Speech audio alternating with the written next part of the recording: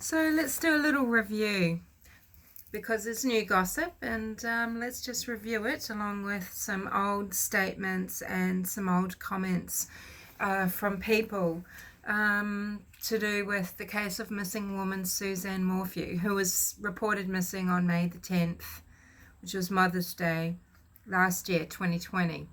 So Suzanne Morphew is the woman from Maysville.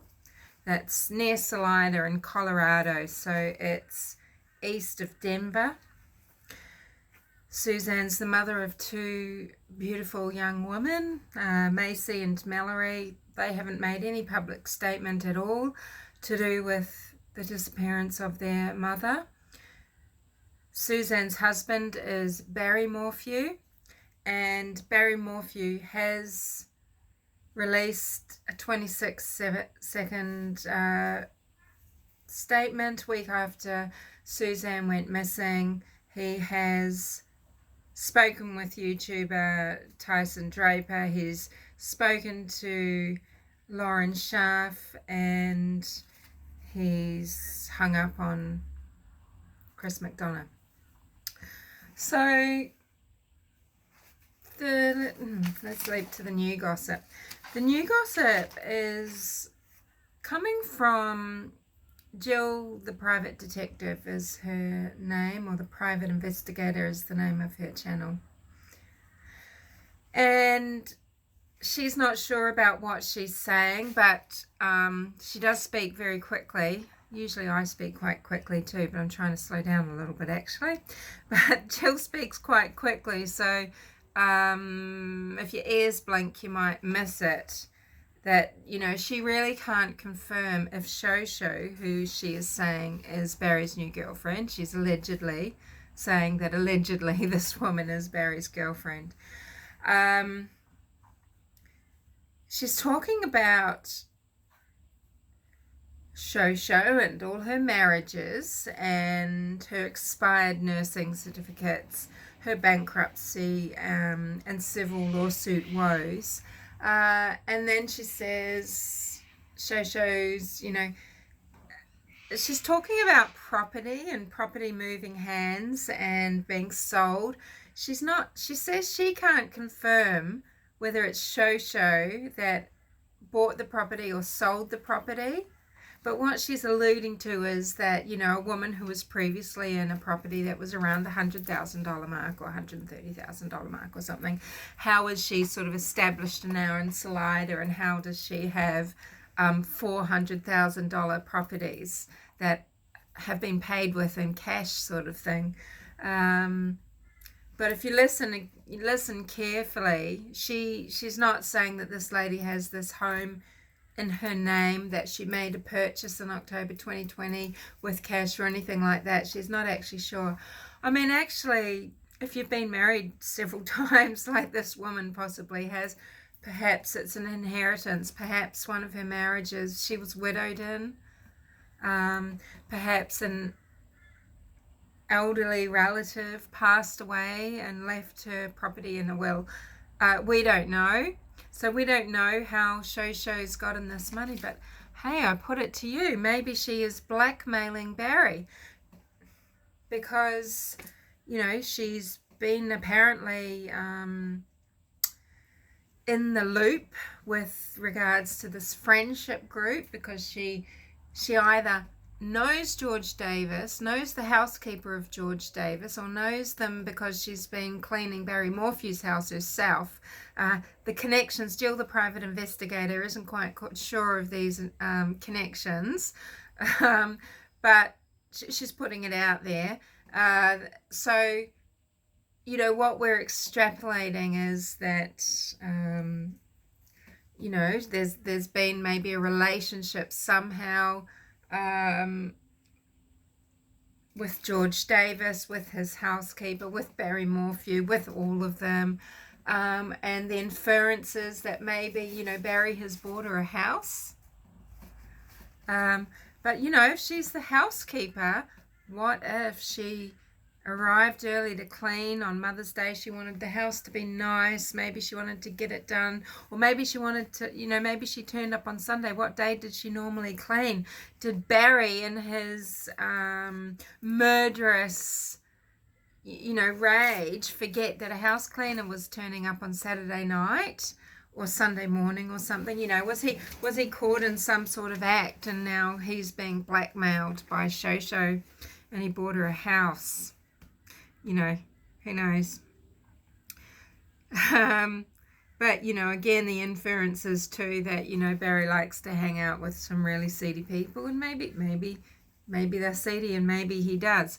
So let's wind this back, talking about seedy people, because just the idea of that, it reminded me of one of the conversations that Andy Moorman, who is Suzanne's elder brother, or one of the older brothers, he's 10 years older, 12 years older. Anyway, he was talking with Profiling Evil, 3 odd months ago. Actually, I think this was before the September search, and he was describing to Chris McDonough the way it sort of went down for him with, getting contacted. Suzanne's missing. So his dad, Gene Moorman, who has passed away, he called Andrew and said, look, Suzanne's missing. Andrew flew into Denver and then got into Salida. So that night, Monday night, so acting pretty quickly, he's turned up the following day after Sunday the 10th. So he's in Salida on the 11th. He goes, that the house is locked down, he says. So Barry Morphew and Suzanne Morphew's home on Puma Path is locked down. Police are there. Barry is staying at a neighbour's house behind his house, and Andy goes to a local B&B just in the same little Maysville enclave, in this little hamlet there, and there's maybe 3 other chaps there, I think friends of Barry's, who were searching there to help, look for Suzanne. And that night, Barry is over at the B&B. No, that night, Andy goes to the neighbour's home and he takes Barry out on the deck, and he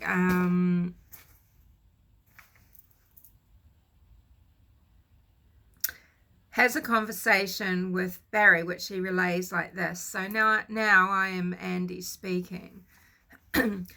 Next thing you know, I think it was Trevor or one of the kids showed up and they called the police. We got someone missing. That's them speaking. So if you imagine, he's telling this to Chris McDonough. So in it, there's sort of speech within speech sort of thing, okay? So hopefully I can make this clear though. So it was Trevor or one of the kids showed up and they called the police. We got someone missing. They came out. So the police came out. They started searching. So they would be the cops. Barry said he arrived back at 6 p.m. and by that time they had found the bike. So if they were searching because they came out, they started searching, that means they are the cops. Does it mean at this time Andy is saying, and by that time they had found the bike?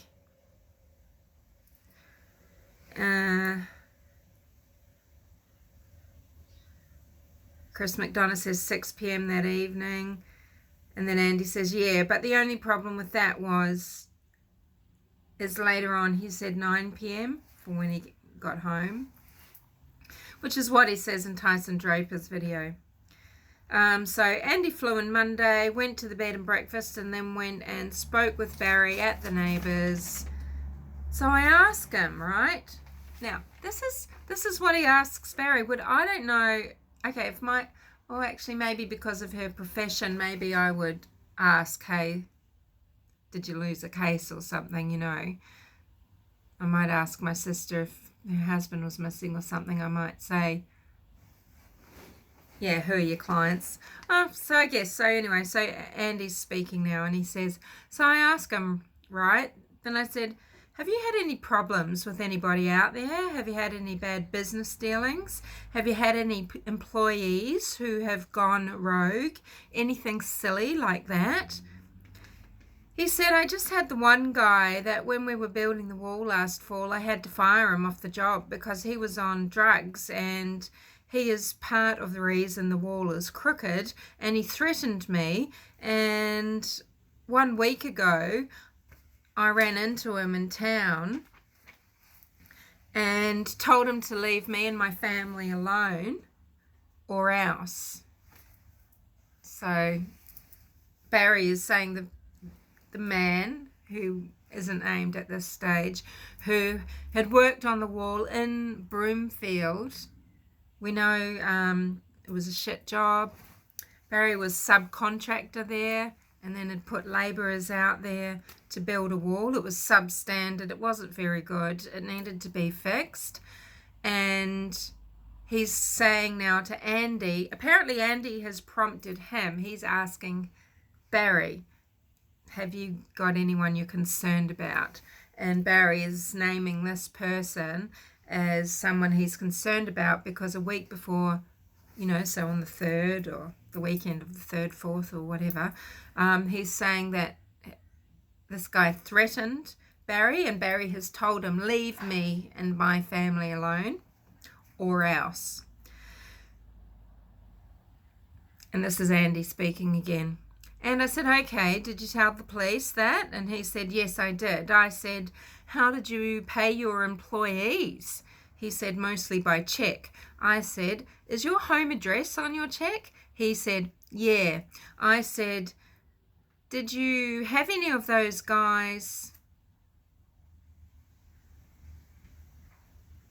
Those guys, he said one, hold on. Did you have any of those guys? Oh, and I've just written those guys, meaning why didn't you say, did you have that guy? And we all know that the Puma Path house address is on the, the charity. It was all over everywhere, under Suzanne's name, the charities, under, anywhere you cared to look, you'd find where the Morphews lived. Sorry, so,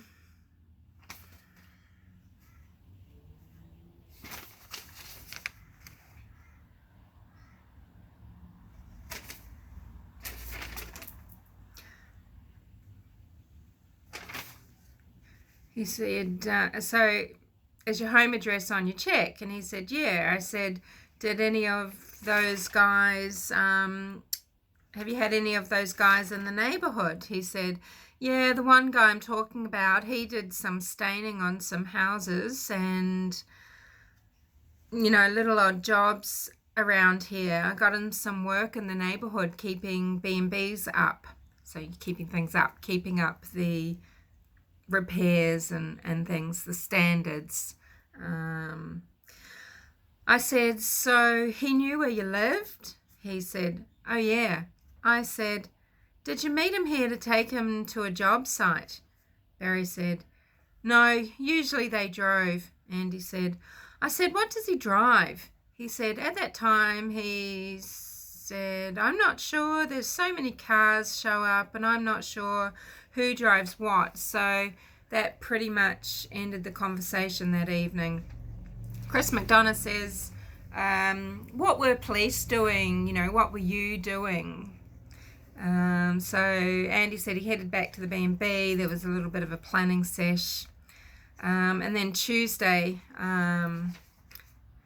he found Barry searching up and down the creek, and which I think makes sense, and I think that's where Tyson Draper found him.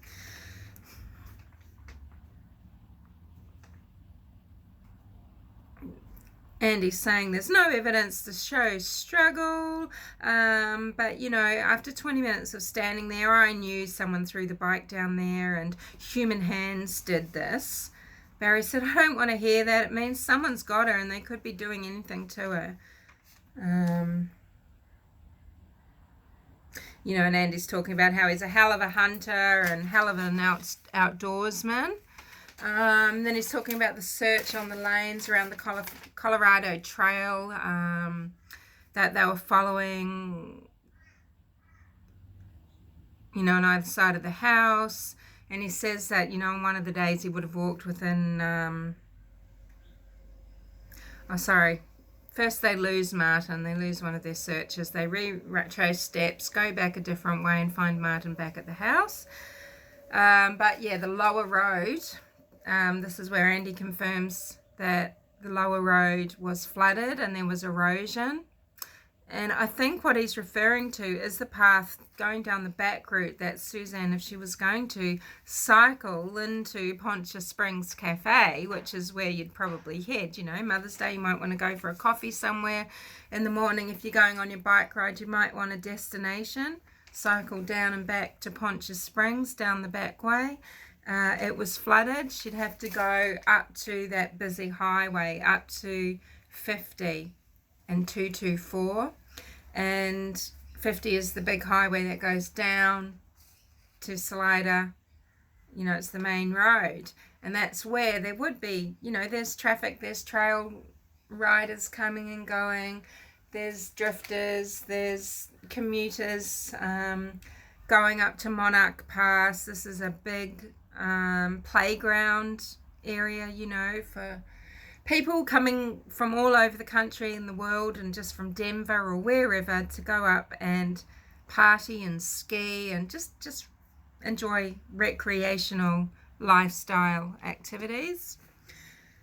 So, you know, and this is where the bike's found. Now, it's not true that it has to be thrown down a ravine from 50, because I have speculated that someone could walk from that Puma Path house the few hundred meters in the dark, carrying a bike, come up the 224 and just walk quite flat, even though it's rough terrain and tangly, just walk in along to leave a bike equal to where it's thrown. Could be look like it's thrown down a hill, but you know, it's a sort of a ravine, which comes down here, like from the highway here, right? But then this bit's a bit flat that you can walk in from. Anyway, it's hard to explain. So, and Chris McDonough says, well, how many people were doing the searches these couple of days? It was 6 people, and the police in the valley where the bike were found, the police had dogs out there. So these are sniffer dogs. I had heard that the dogs had gone down to the creek and then stopped there, and I felt that that was why Barry was looking in the water, looking in the creek, and at the time the creek was running really fast, and you'd think things could be carried down to River Beach property, even further, scent of someone, anything, but you know, surely Suzanne's body would have been found by now, but could it be held underwater somewhere? You know, it is possible. Even if it was a person involved in harming her and she was down there somehow, you know, not talking about a mountain lion or anything like that, but, you know, just run off her bike, anything maybe, and then the bike hidden because someone doesn't want to get in trouble for maybe drink driving at 10 o'clock in the morning, you know, whatever time it was. If she was on the bike, I don't know what that riverway is sort of like. This is, you know, the creek going in from Foosa's Creek, and you've got the South Arkansas River there, and it was wild. So Andy's saying, you know, and this is where the bike site was, where they had the dogs, and the police were allowing Andy Moorman and the searchers to go in the places where the police had already been. Yeah.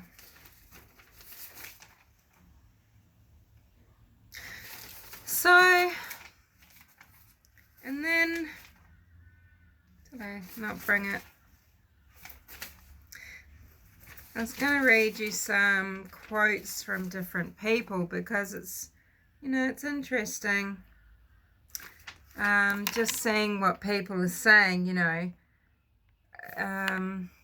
over the period of time, because now you've got, people like, the commenters Edith Green coming on and starting up this whole Delphi BM is BG palaver again, and and you've got the this divorce gossip somehow. You've got Renee Pauz, P-A-U-Z-E. Weren't they divorcing? What were they doing in the same bed, she says, when it's, talking about Barry's given timeline of leaving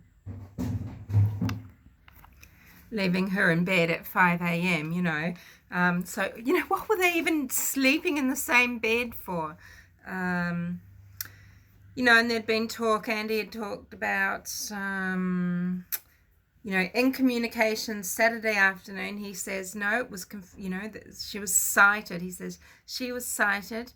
They were sighted having a sandwich together on the Saturday. Anyway, and then in communications Saturday afternoon with her closest friend about an upcoming wedding. An upcoming wedding, well, supposedly wasn't it the next day?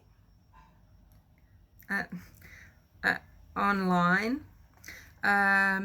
Texting up until that evening about the arrangements for that. And,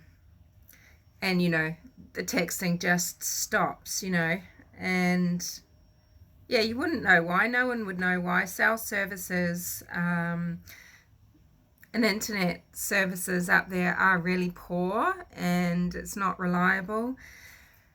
Whoever thinks that a person is going to murder their husband, boom, or take the, do something while she's on the phone to someone so there's witnesses about his violence or anything, I don't know, that doesn't, I don't think, is Barry if Barry's done something to Suzanne, is he doing it with a witness on the other end of a phone? But, I guess if it's texting. But, so this is the thing with gossip. It's all going around that she was on the phone and her friend heard him say, you're not going anywhere. And that was the end of it. That was when it probably happened that night. But, that was an account, wasn't it, from earlier? And this was when we were in lockdown, and this is when he probably thought that she might die from COVID-19 if she got it, because her immune system is fucked, because she's a cancer survivor. Okay, get it straight. It is, understandable to be concerned if, her texts seem weird and not like her. But it's also the way that it's quoted about her Facebook. Andy says, and then someone friended all the people her age on her Facebook. Now, that's not saying someone went onto her Facebook as her and went and friended his friends. No, this means someone has friended people that are on her Facebook that are his age. What is he saying? How is he saying it? It's not clear, actually, but again, everyone is just running with the interpretations of this. They're not looking at what was said and trying to think about it. Anyway, so yes, it could be really important, but my point is it could be really important, but you don't know what you're actually arguing for or against, so you could be getting it really wrong, and it doesn't help the investigation. I mean, surely cops don't just get these. One guy writes, Ord Sapira writ under this thing, I believe it's bad policing to say it's a red flag to remain, and bad policy, to say it's a red flag to remain silent and to not take a polygraph. Our police, would be bad at their job to do that. Plus, to say that. Plus, media says it's suspect. So, everyone suddenly thinks it's suspect just because media's saying it's suspect, is what he's saying. You know, and it leaves people between a rock and a harsh place. You know, because, yeah, on this particular live, they were getting absolutely blasted for their one-sided view. People saying, look, you know, this is like you're shining a flashlight into a dark room, and what it lands on, that's what you're focusing on. Meanwhile, there's something else going on in the corner that you're not even seeing. Cashthorn Polymeter says, stop all speculation. You're giving no facts, no evidence. Wait. It's speculation. That's ruined so many families. And then you've got a commenter, MB, quite interesting, MB, BM. You know, read the cut-off phone.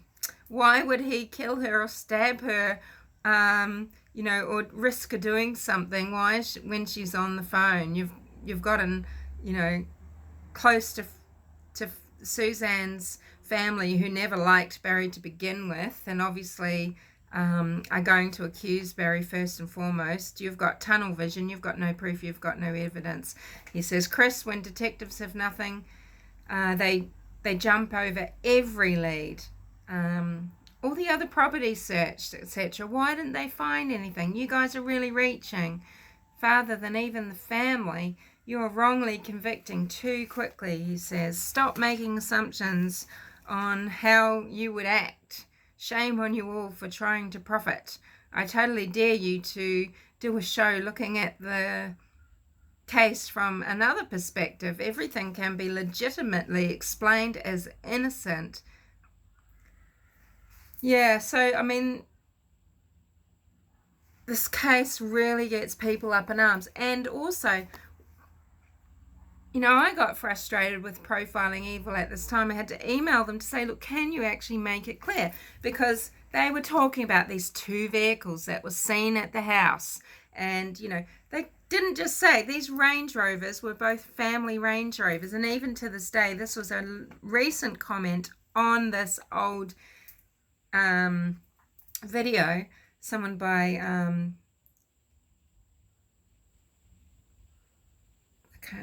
my writing is so bad that I can't even remember what I wrote, but you know, they're saying, well, one of the car in the yards, you know, was it they're all still asking about were the cars hers, and one of them was saying, is the car, does that belong to the guy that worked for Barry? Who's checked that out? You know, the Barry guy, the guy that threatened Barry, you know, was one of the cars in the driveway this guy's?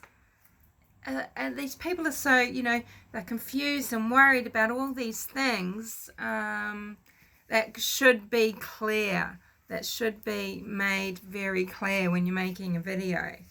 So, you know, my view on it is, you know, I think in comment sections, just try and call your jets. People see that and they go out and they spread it everywhere. They take it to Reddit. They take it to Facebook. They take it to someone else's video. And it goes around and around in 80 days. So just like this bridge guy thing. And then you've got people coming into comment sections saying, wait, is this the guy that's accused? Is this the guy that's a suspect in the Delphi case? You know, and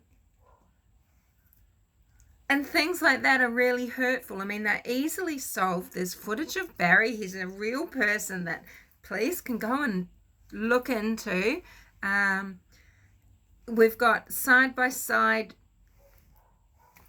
footage that you can, you know, place together, and you can clearly see it's not the same person. Okay, nothing's 100%. Maybe it is. Just to me, to my mind, in my mind, it's not. I have made one video about that.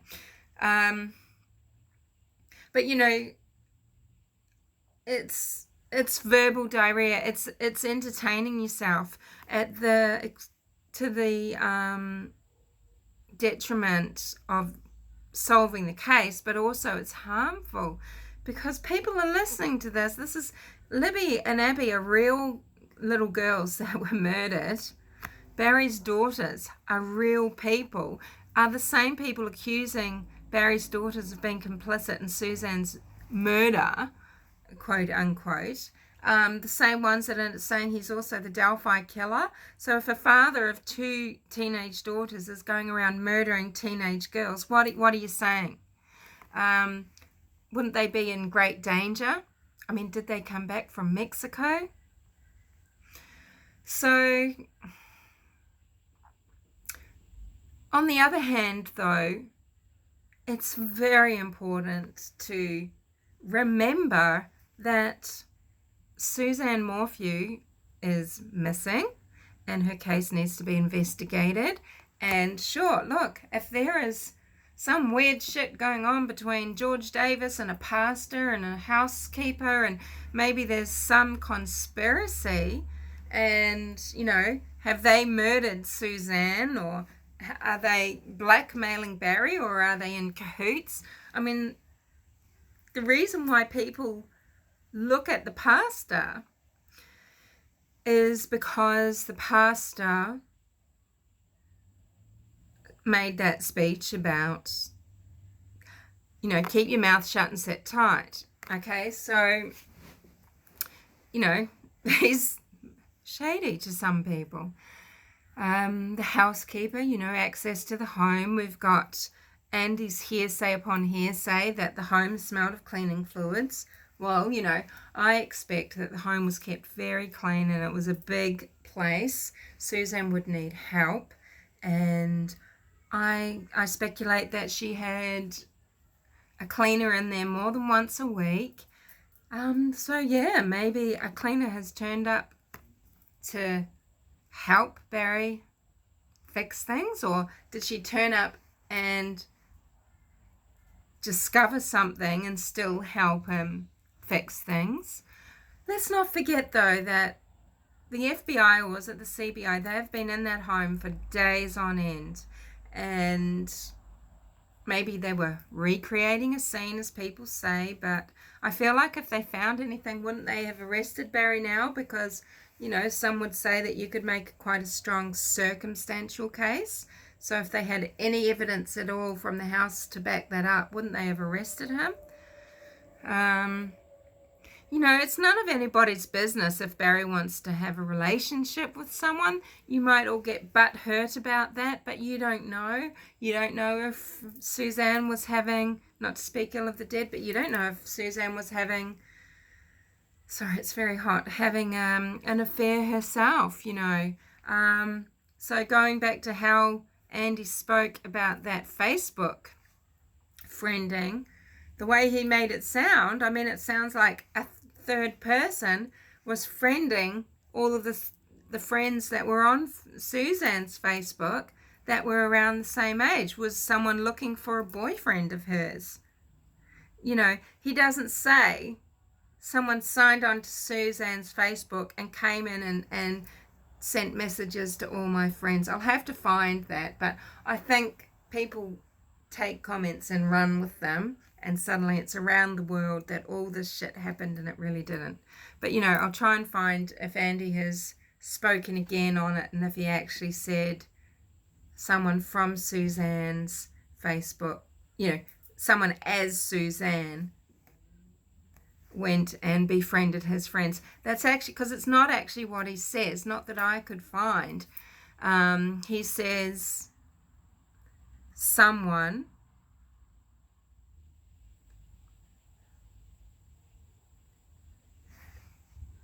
friended all the men his age on Susan's Facebook. Someone friended all the men Suzanne's age, or his, Andy's age, on her Facebook. That's what he said. So,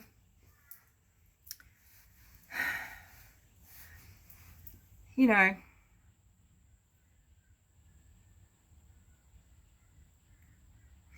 people are still talking about the cars because people that should know better should have reported that more clearly. They had the information and they put it out wrongly, and it was hard to get them to speak up. It's like, are you trying to make this sound about Dodge, or just did you not know, and because you didn't get the right information, you didn't think about it, and you didn't want to say you messed up because you didn't nail it down. But it's still got people months and months later still talking about these cars in the driveway, not realizing that they were 2 Range Rovers belonging to the family, and then still